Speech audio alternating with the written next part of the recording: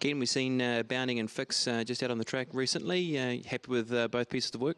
Yeah, I thought it was nice work, Brendan. Heavy 10, slow 9 track, and said to the boys, just hang on to them a bit. A bit worried about the ground, but no, they rolled up from the 1,000 metre, went quarter pace, and really put the pace on from the half mile. And they come home in 35 and a tick. So it was very good work. Right, we saw Bounding, she was going to run last Saturday. The reasons behind the scratching and deciding to come here and have an exhibition gallop before going to Melbourne? She had a bit of a temperature spike during the week. She missed the gallop on the Tuesday. And that was one of the things. She drew wide, had 58 on her back first up.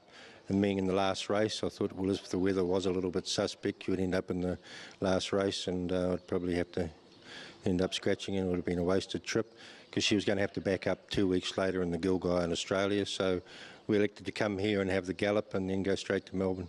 Right. When do you leave with Melbourne? She leaves on Sunday, early hours of Sunday morning.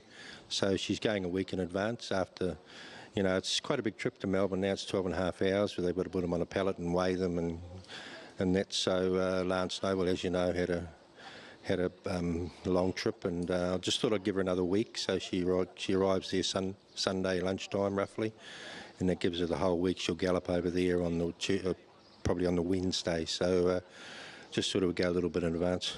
Right, and as for Fix, come through that run at Wanganui well, and I understand pressing on towards Hawke's Bay now. Yeah, she'll run in the Group 3, 1,400 metres Hawke's Bay, and then we'll decide what we do from there.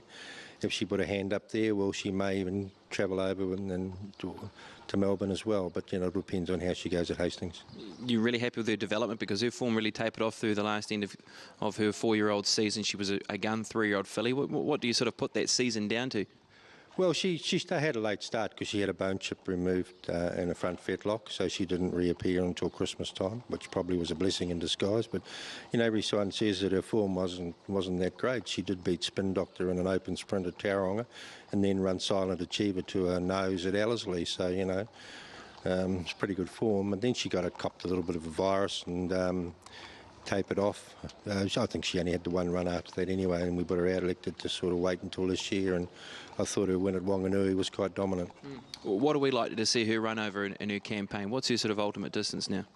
Well, I think she's probably a miler. I know you'll never see her run over 2.4 again, like Derby distance, but I think mile, she won 3 2,000 metre races, so you'd like to, that was a 3-year-old, but you'd like to think a mile and maybe 2,000 metres max.